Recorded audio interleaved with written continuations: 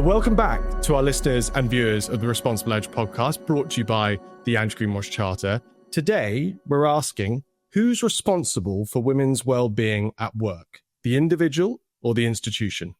And to do so, we're going to be reflecting on the article, 4 Ways Employers Can Boost Women's Mental Health at Work, written by the World Economic Forum, and a piece that explores the limits of cupcakes and yoga apps and offers up a better way.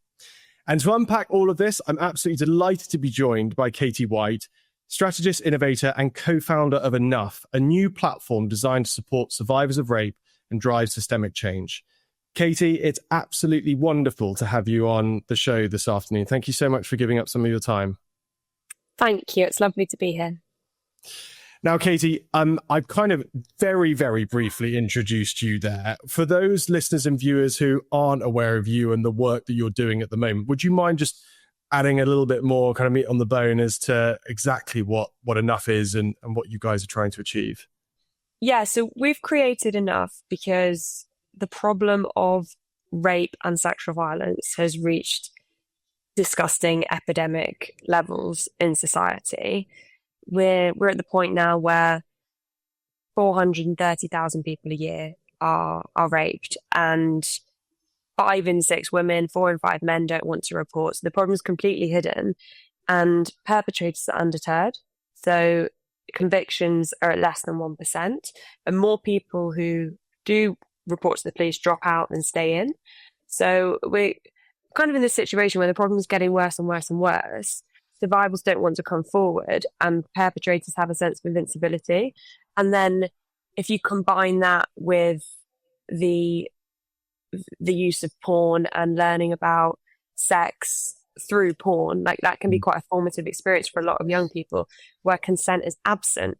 Basically create this culture of, especially at universities, sex being the priority, not consent being the priority. Mm-hmm. And there are solutions out there.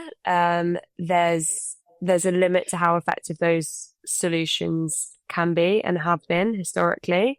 The conviction rate being so low is representative of this being a very nuanced problem, and the fact that it happens in privacy, often a bedroom with someone you know, means that it's very, very hard to be certain beyond all reasonable doubt that it was rape and it wasn't consensual sex.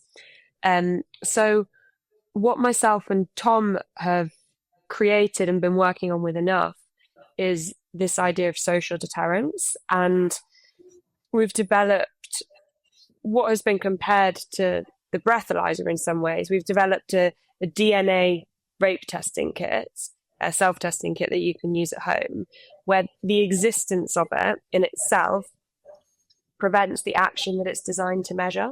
Mm-hmm. And we're an organization that supports and empowers survivors, but first and foremost deters perpetrators, because otherwise we're only solving the symptoms of the problem rather than addressing the root cause.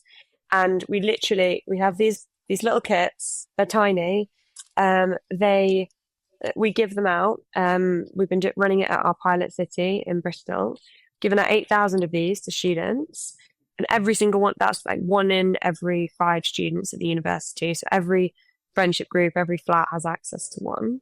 Mm-hmm. In taking one of these, it does a few things. It starts conversations among the student population. So within 4 months, 90% of students in Bristol knew about this. And knowing about Enough is knowing about the importance of consent. Mm-hmm. It makes allyship admirable, and it makes understanding of consent happen at a behavioural level and identity level.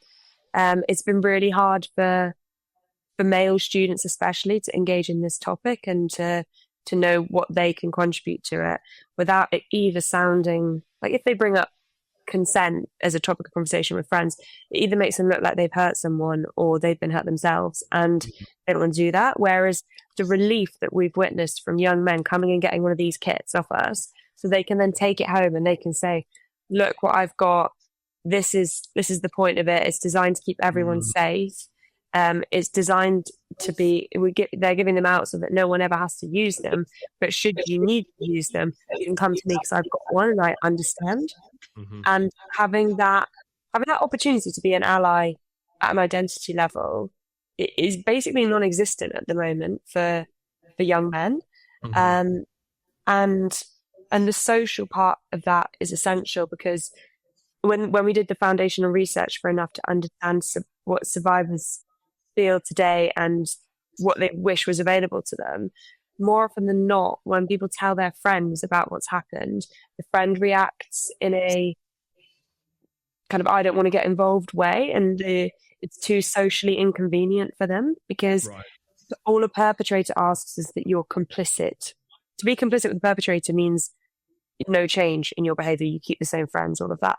If your friend tells you that another friend has raped them, then to support them, it's socially inconvenient. So it's a huge thing beforehand for friends to tell each other, I'm here for you and I'll be on your side, right behind one of these. And then beyond the deterrence of it, it's a practical tool, because 5 and 6 women don't report, 4 and 5 men don't report. It's even worse students at university. So an estimated 500 students are raped each year at a university the size of Bristol. And that's not because Bristol is really bad. Just in Bristol? Just at the University just of at the University of Bristol, yeah. Just at the University of Bristol, about 500 people each year, going off the best estimates. And did you say it was 480,000 rapes a year in the UK? 430,000, yeah. I mean, almost 500,000 a year is just a shocking number. And to think how little is being done about this as well. And Katie, I'm sorry to interrupt you, but you, by the way, you've provided so many shocking sound bites, but also such clear insight into the experience of especially young people when it comes to the experience of this sort of situation, and even the way you describe like the role of young men and how helpless they feel in the experience of how they support their friends and all of these things. But we'll come on to talk more about enough in a moment. But I want to understand, you talk so passionately about this. Could we possibly go back and understand a bit more about you and your background and what's led you to ultimately, co-found such an important and such a, I mean, I'm sat here like genuinely like, I speak to a lot of people that are doing interesting things and impactful things, but you've highlighted such a significant problem that feels crazy that we have this in our modern society, and that ultimately is not improving. It doesn't sound like it's getting better from what you alluded to. It's getting worse. It's getting worse. And so it's like, that seemed maddening. But yes, just sorry, before we dive into that and go into more detail, give us a little bit more of the backstory of you and how you ended up here. Yeah, it's interesting because I think that the most random chance moments in life can have the craziest outcomes sometimes. And I've had a few examples of those in my life. I found a blog about being a pearl diver in Tahiti and went and did that for my year. Yeah, so I went and did that on my year abroad from university, and that was an incredible experience. And that only happened because of a chance blog that I came across, and then an email to a pearl company and said, could I come? And they said, yeah, but you can only come if you recognize it's hard manual labor. It's not a holiday. So I don't know. I've always found that you never really know what something's going to lead to. And if I think about the things that have been most impactful or formative in my life, they could have so nearly not have happened. And it was interesting because I worked for a branding agency for the last 5 years or so before I started Enough. And as part of that, I was working in San Francisco for a year. Mm-hmm. And I had a training in New York, and my boyfriend was in London. And we didn't get to see much of each other that year. So made the most of meeting in New York. He came as well. So we wanted to extend the trip. And we couldn't afford to extend it by paying for hotels because everything's so crazy in New York. So one of our friends' parents, they live in New York, and we went and stayed with them for the night. And we had a lovely evening. And then when we were just about to go to bed, we started talking about sexual violence, basically, and the epidemic of it. And Tom, who I've now set up enough with, he's the dad of my friend that we stayed with. And that night could have so easily not have happened, and that conversation could have so easily not have happened. And it was that was the starting point of enough, because it's so rare to meet people who care enough about the topic that genuinely want to do something about it without being survivors themselves, because neither Tom or I are survivors. We're both very close to people who are, because the re-traumatization that would involve to be so heavily involved in this work and have personal experience of it like that. So to meet someone who cares so much about it, wants to do something about it, and also that you come across a concept or potential solution together that you both believe in very quickly. We started talking about this concept of social deterrence, and criminal deterrence being one thing, but social deterrence being something that hadn't been tried for sexual violence. And was that on night one? Was that in this flat in New York on that night? Were you talking about deterrence from the outset? Yeah, we were talking about all those ideas. I mean, we didn't come up with the idea of enough then, but we were talking about those concepts. And I just remember going to sleep that night and thinking, my life is going to change in some way because of this, because we had such an incredible conversation about it, that was clearly going to go somewhere. And I could have so easily not have been in New York. We could have so easily not have stayed there, but we did. And I don't know, those sorts of moments have tended to happen throughout my life. And I think it means that I just say yes to a lot more and go to a lot more things and try and have as many conversations with people as possible, because you never know who you're going to talk to or what it might lead to. And often I've been at loads of those kind of conferencey, networky things, and there's the people that you think are going to be really helpful to you that you queue up to talk to, and they basically never are. But then it's the person who you're waiting in the queue for the loo next to who actually then cares enough about what you're doing and makes introductions that are incredibly helpful. And I don't know, so I think those are kind of the formative moments that matter. And it's Katie, you described that beautifully, and it's so interesting how it's a commonality of so many of the guests on the show, that they talk about that openness of heart and of mind, and the curiosity that leads them to explore certain things and to connect with certain people, but ultimately then create the conditions or the toolkit, if you like, that then allows them to go on and do whatever they end up, having their real impact with, if you like. And it comes across, that's a similar experience for yourself. Just you mentioned Tom, and obviously you come from a branding and communications background. What's Tom's background, just for clarity? Tom's done a bit of a lot of things. He was at Amazon at the start. He head of marketing for part of Unilever. He's done food stuff. It was in Charlie Bigham's, CEO for Charlie Bigham's for a while. But then more recently, he's decided to turn his attention towards sexual violence, and me and him have set up enough together, but he's also co-founded Talk Consent, which is a sex education, consent education organization in the UK. So he describes it as his life's work, really, what he's doing now. It's the thing that he cares so deeply about and wants to make a serious contribution to. Mm-hmm. On that, and by the way, I know I'm just going to keep asking questions because I think there's loads of fascinating stuff to draw out of this. On that point about finding the passion and the drive to do this, I know from a conversation we had before we started that you have, you've gone all in on this to such an extent that, I think I don't. We can edit this out if you'd rather I didn't mention it. But you've essentially, you know, been trying to ward off kind of financial concerns, if you like, in order to continue to develop enough, and that's the degree of commitment that you've got to realizing this. My question for you is, from the way that you described the origins of enough and why it's important for it to be in existence.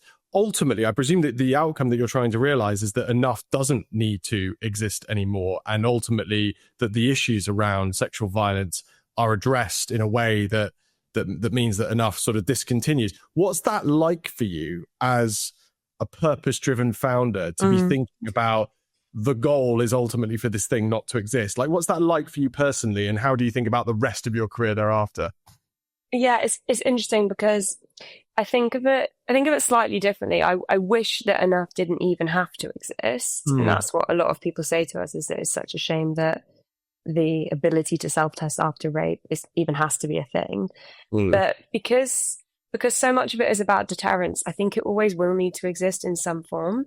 And that's where it is just quite similar to the breathalyzer, and how it's massively reduced drink driving, and it creates an accountability that wasn't there previously. And I think that same accountability will always need to exist to prevent sexual violence. And the problem is sadly so scarily huge, both in the UK and in every single country in the world. I mean,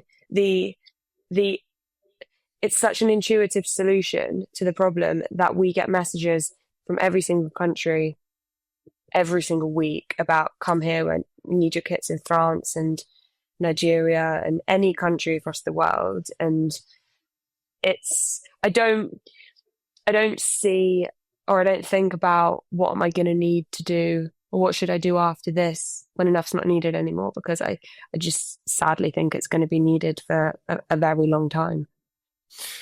And that, I mean, how, again, it's so difficult to talk about this in a way that like sounds or is sympathetic enough to it. But what you're describing there in terms of, you know, the messages that you're receiving from other countries, that must be incredibly validating in terms of, and I don't know if that's the right term, but, you know, for you guys and the work you're doing, to know that you are creating and putting forward a solution that is so widely needed and people are eagerly getting in touch with you for. Like, how does that feel to you personally? Like, how do you deal with like the satisfaction of the work that you're doing, coupled with the reflection that that it's needed in the first place?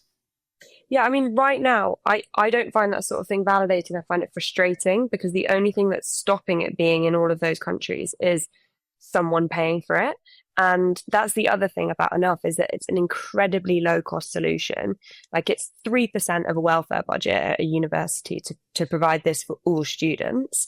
But because, and I guess this is where it kind of gets into some of the themes in the article a bit, but because no one wants to take responsibility for this problem, because they think that taking responsibility means there's some level of blame that they didn't do anything before, which is rubbish. People care about what you're proactively doing now. Because of that, it's very, very hard to convince anyone that they should be paying for this. And we assumed that we always knew we would need to raise the money to do that initial pilot from people that care about it. And then after doing that pilot in Bristol, that we would have, if we had good impact, which we've had, like 70% of students saying that we've prevented sexual violence, 90% awareness, 8,000 wanting kits, 200 reports, 200 students feeling comfortable reporting in Bristol, in 4 months, compared to 10 in the whole of last year across both major universities there. So we're clearly making a difference, and you would expect universities and community groups and the government who care about this topic, who make statements like, oh, we want to halve violence against women and girls in a decade. We're pledging to halve violence against women and girls in a decade. And in the end-to-end rape review, it said the scale of this problem is so huge that it cannot be solved through criminal justice alone. They know they need new ideas. You'd think, okay, well, the money will just be flooding in. Like everyone's going to be knocking every single university. Ping, ping, ping, ping, ping. Every university coming in. How can we get this? We want it here for freshers in September because we think that you being here is going to stop even just one of our students being raped and having the worst experience of their life. But that's not happening because if you approach this from a risk mindset, which is what they do, they think, okay, well, how is this going to be seen? They've kind of got, most universities have the perspective of keep this issue out of sight and then people won't think it's an issue. But when an issue is so bad as this, it's kind of bubbling over and exploding. Everyone knows it. And the things that I hear on a daily basis are like girls saying to me, you know, we're a house of 5 girls and 3 of us have been raped. And they don't say that in a, oh my God, that's abhorrent. They say it as, like, in the same way they'll say like, oh, I'm going to the supermarket later. It's just matter of fact. And it's amazing how a problem can be so horrific and literally any idea could be a good idea. And we've actually got a good idea here and we've got proven impact from it. And everyone around the world needs it. Everyone in England needs it. The only way they're going to get it is if someone starts or a group start paying for it. And that's why it's frustrating, not validating, getting those messages. It just seems Katie. I mean, it just seems absolutely wild from the way that you've laid it out there that any university around the UK would not see this as a PR win to get on board with this. Like, I mean, some do, but there's very few. Yeah, it just takes, you know, a degree of thinking about storytelling and narrative to position this as a brilliant thing to be doing and to be caring about the welfare of, you know, their students in this way. Completely. I mean, just one thing to add on that is it's not, I mean, there are millions of years of life lost because of this issue as well. So 13% of survivors of rape will ultimately try to end their life. And if you think, so in a given year at a university the size of Bristol, 500 people are raped, 13% of them over the course of their life will try and end their life. Like that, framing aside, it's just from a human to human, like moral code here, seeing something as a no-brainer and then worrying about how you tell the story and the risk of the narrative and everything later. Even though I completely agree with you, it's an opportunity, not something to worry about. Well, look, I think you positioned it brilliantly on this, and if it, on this show, and if we can, you know, if this can be used, this conversation that we've had so far can be used to shake some heads, if you like, if that's the right terminology. And I want to make clear, it's not every single university. It's just the vast majority, and it's what makes it particularly exciting to speak to the universities that do want to be proactive in it and run the evaluations with us that we need to one, help students, but 2, further prove that impact. Yeah. Here. Right. Let's move on now, because I've obliterated my getting to know you section. Let's move forward to the article. Would you mind just providing just a brief overview, brief summary, and then just picking out, Katie, whatever you thought were the most, you know, interesting parts of the particular article that we've decided to talk about today? So it's an interesting piece. It's about how the well-being of women at work isn't just a nice thing to think about. It's strategically important, and it talks about how well-being of women is different to that of men, and on the whole, women need different types of support to men. And I guess one of the themes that run throughout it is this idea of companies have an opportunity to do what's right here, but also to help people be even more effective at work. Because if you see someone, if you try and draw the line of your responsibility as this is purely where someone is working, therefore I don't need to get involved in any aspect of their personal life or well-being, then you're doing them a disservice, and you're failing to see the opportunity to enhance well-being, to therefore enhance the professional capability of a person. And it's just an interesting mindset kind of comparison with what we're experiencing with well-being of students and just general public health.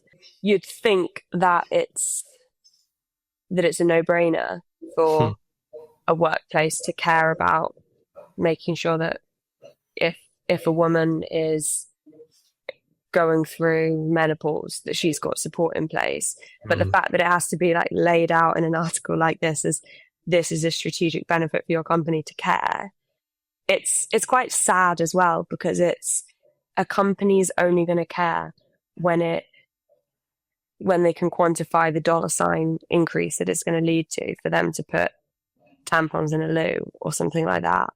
In the same way that I really hope it's not going to be having to have some sort of tangible benefit for the university beyond the well-being of their students that makes them care about having enough.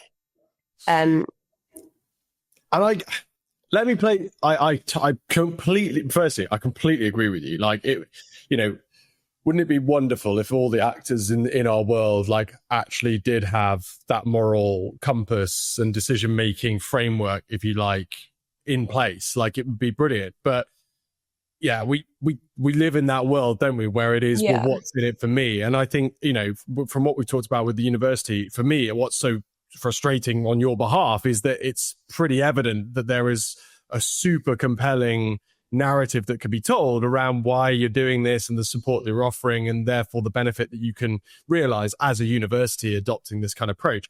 And the same thing with this article, like talking about women's well-being. Like, it's so evident, as you've described when you first introduced the piece, that there's such benefits to be had from investing in tailored support for women, not just throwing it into the generalist kind of well-being policy or employee well-being kind of initiatives that you put together. Let me ask you this though, Katie, like, I think the article as well alludes to this whole idea of like perks versus policy, and the fact that like, and tokenism, exactly. Like, just give us your take on that and how you see, how do organizations move beyond tokenism? Like, what does a good well-being policy within an organization actually look like in terms of formation, etc.? Yeah, loads of things. So, I mean, it has to start from a place of seeing it as an opportunity, not an obligation. Because if you see something as an opportunity, you get involved in as many aspects of it as you can, rather than kind of it being a tick box exercise. And I always find International Women's Day quite an interesting example, because if that is the one day where you as an organization are putting things on to support the well-being of women or talking about that topic, that's tokenistic, and that is you as an obligation. If it's just one of the things that you do within a sort of broad spectrum of content and ideas, then that's what it should be. And with what it should look like, I think on the whole, companies have employee resource groups, and you might have the feminism group, or you might have parents employees group, and that's all great, and that's important support. But that does also create a situation of echo chambers within an organization, where the people that are listening are the people that already care. And if it's really an issue that you care about as a company, you give those groups the voice and the platform they need so that everyone is listening, not just people that are already very well informed on it. And what you need to therefore be as an organization in that scenario is you've got to act with courage and conviction, because presumably there's the concern around, well, look, if I allow these echo chambers to exist and ultimately those that are interested in the topic areas can essentially talk to themselves, then I look like I'm appeasing that particular issue, but I'm not upsetting the apple cart by requiring everybody to engage in that issue should they not be interested or should they have a different perspective.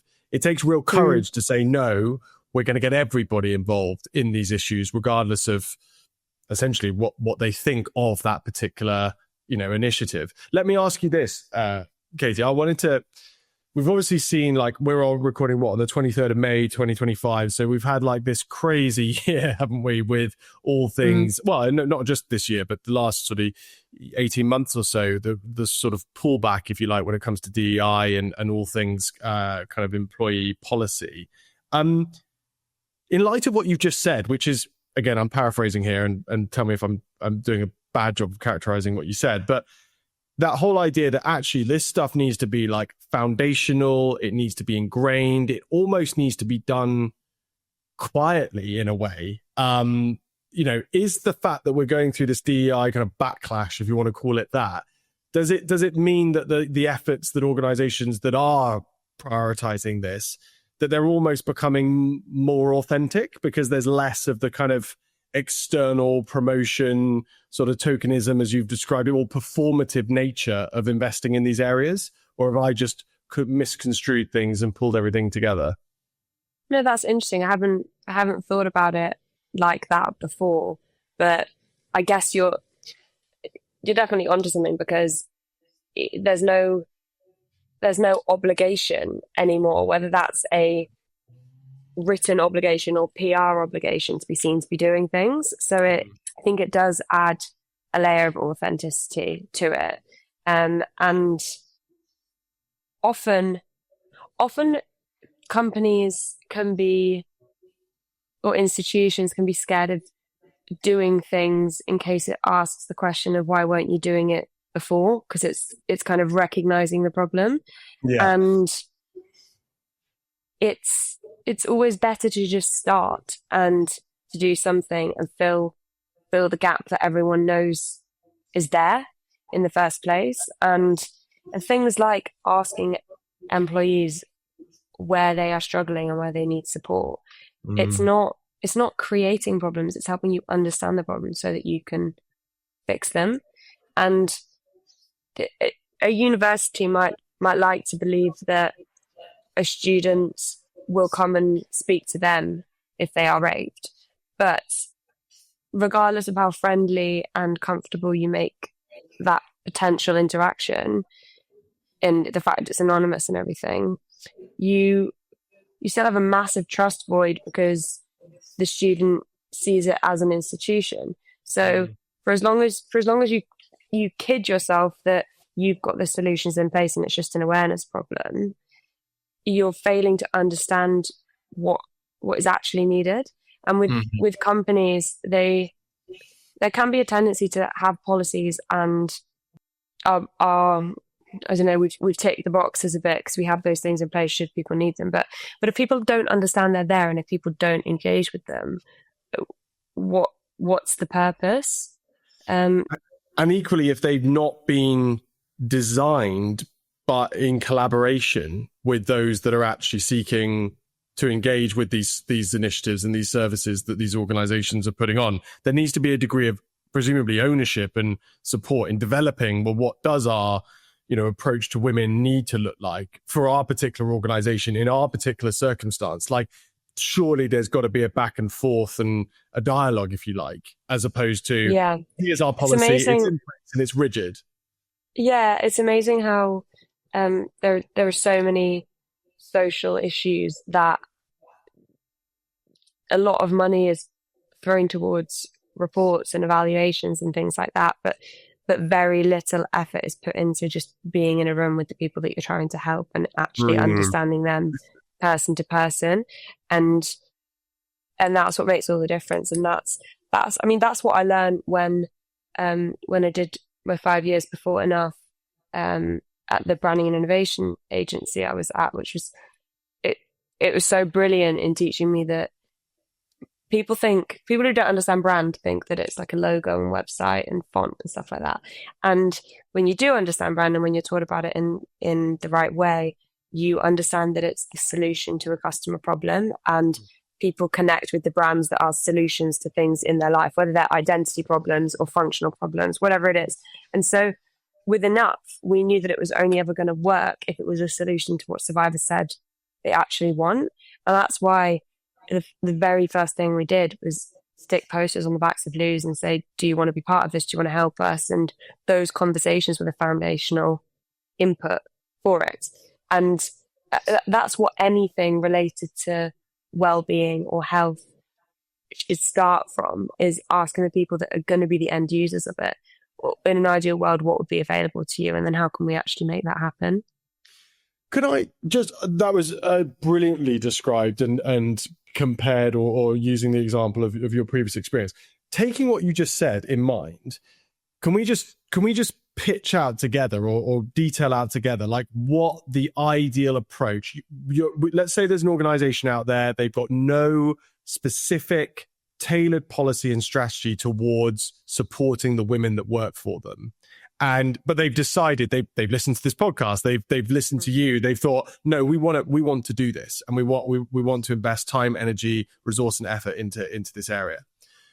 What do we is the number one thing that we suggest is, look, we need to get the women who are working within the organization in the room, and we need to talk to them about their experience of work within this organization, with a view that we can start creating some ideas around initiatives at play. Is that the starting point?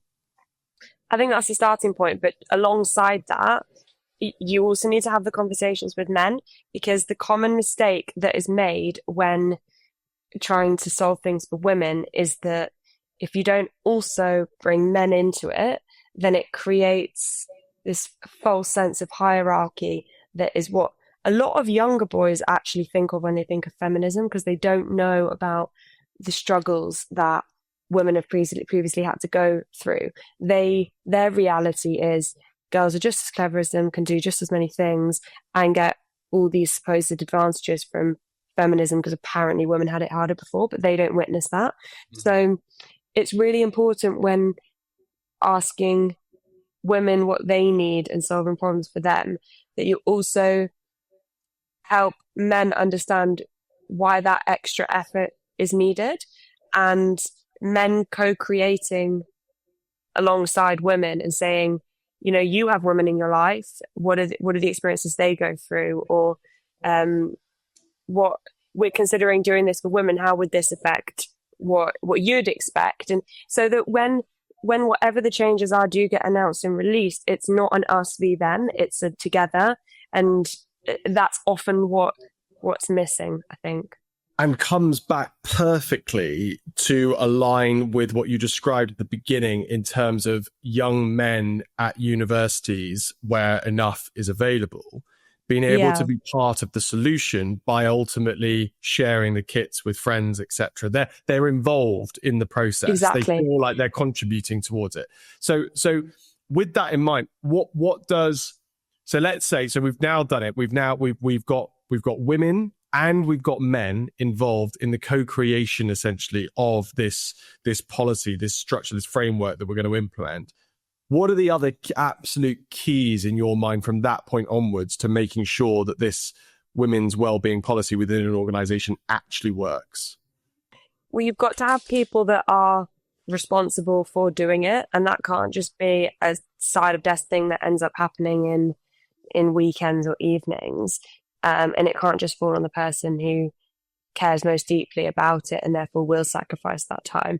It has, for something to be a strategic imperative of any organization, time has to be dedicated towards it. So it's not a huge amount of time, but just having a few people who are responsible for developing it and maintaining it and assessing it and evolving it over time, a few hours a week, that's essential, because otherwise you do all that work and then you have a nice presentation or whatever that comes of it, but that's just the first step. You need to continue to understand what's working well for people and change from there.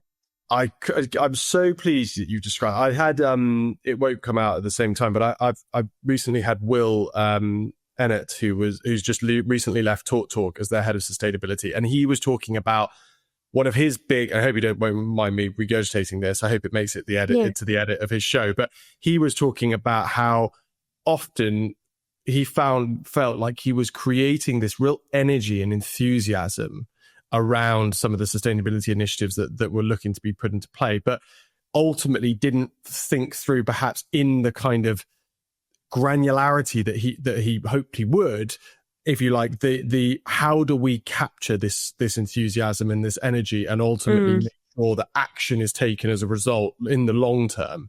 And so I think what you've described there is absolutely critical. It's brilliant to get everybody in the room and everybody involved in thinking workshops and ideas and formulating these policies and these frameworks. But actually, what does the practical implementation of this look like? We need to factor that in.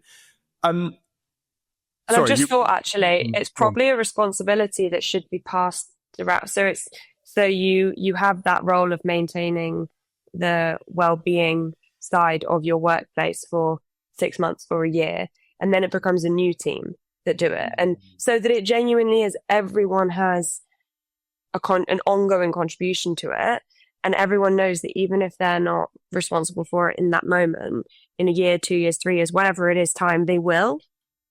I love that. That is such a good suggestion. I mean, that's applicable across any sustainability-based initiative, really, within an organization. Is, look, everyone talks about collective adoption and ownership for implementation of these initiatives. Well, one of the best ways is to say, look, we're going to create a cyclical nature of who's in charge, essentially, and who's running those committees, etc. I love that as a strategic takeaway.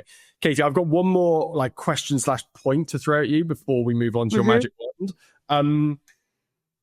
You've described how, even to go back and talking about enough and the universities, and how for them it's like, how do we position this from a narrative perspective? I just want to throw something at you that I've been reflecting on during the conversation. It's not like you necessarily have to shout about things of this nature. You could decide to do these things quietly and to do them organically, which doesn't then accentuate the fact that you weren't doing these things previously, and now suddenly, all of a sudden, you're recognizing that there's a problem and investing your time and energy into a solution. Am I being completely naive here? But can we, if we are feeling uncomfortable about talking about a solution, do we have to talk about things like this that we choose to implement, or just comment on that for me? You're exactly right.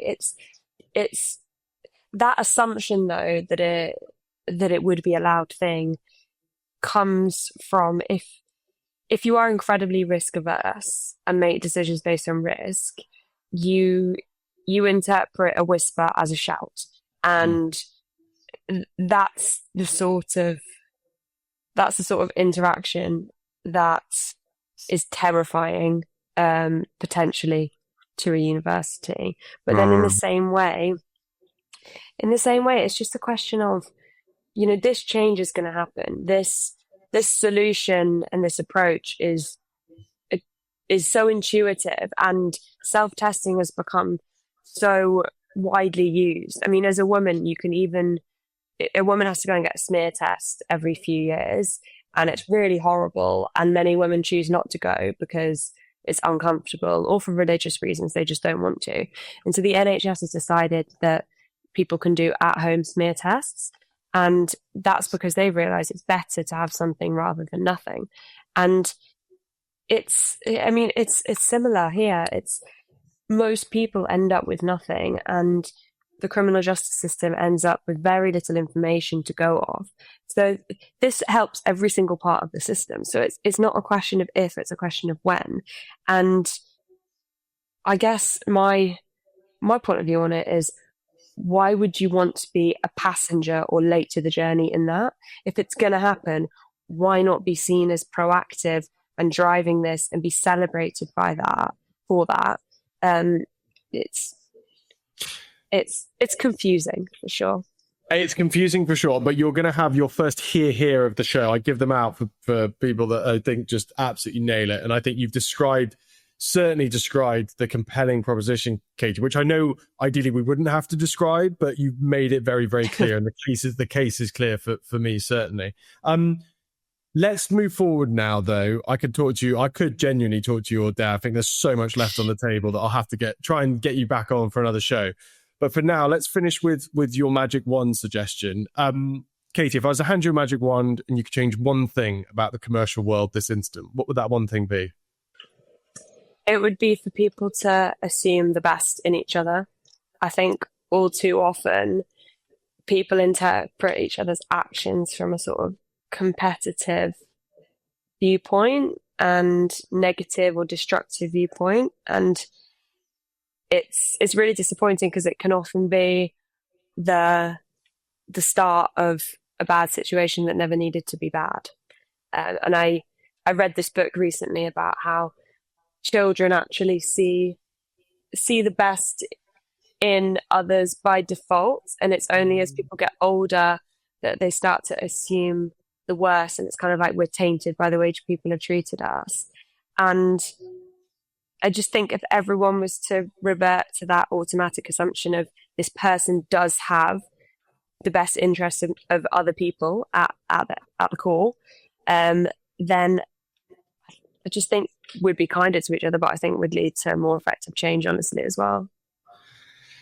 Katie, I think I mentioned that your show 155 that we've recorded, I've had obviously a lot of magic wand suggestions. That is got to be one of my favorite, and I mean that with absolute sincerity. That is brilliant. I mean, it's so simple, but it's jaw-droppingly impactful when you start thinking about the implications of that. You think about imagining overnight what social media and our collective dialogue would suddenly look like. It would just be transformed. And the amount of, we speak so much on this show about collaboration and partnership and the necessity for that in order for us to help address some of the issues that are at play. Well, what a brilliant mindset shift that would allow us to actually begin to engage with this kind of dialogue, in the correct way. I think the fact that so much communication is written on digital platforms now means you can basically read it in your head in whatever voice you want. And if you assume that someone is angry, you could read the same piece of text and make it sound angry in your head as if they're concerned or caring. And it's really dangerous. The more we read stuff from other people and the less we speak on the phone or see each other in person, I don't know, you can convince yourself that someone's incentives and motivations are different to what they are and often worse than what they are. God, I'm just thinking about like cold emails and LinkedIn messages, and you're so right, that like immediate interpretation that this is, this is sent with all the worst intentions and is likely to be a waste of my time and likely to be somebody that's not trying to do something good, but trying to rip me off in some sort of, you know what I mean? Mm-hmm. That's the immediate response, isn't it? Yeah, exactly. Katie, we'll leave it there. I could carry on, but that was absolutely brilliant. Thank you so much for joining us this afternoon. That was a really fascinating conversation. Thank you. Thank you. I really enjoyed it. And that's it for today's episode of The Responsible Edge. A big, big thank you to Katie White, co-founder of Enough, for joining me. As we've heard today, well-being at work can't be solved by smoothies and slogans. It requires systems thinking, structural change, and the courage to listen, especially when the answers are uncomfortable. As a reminder, this episode was brought to you by the Andrew Greenwash Charter, championing responsible sustainability communications. Visit andrewgreenwashcharter.com to learn more. I'm Charlie Martin. Thanks for listening. And don't forget to subscribe, share, and leave us a review. See you next time.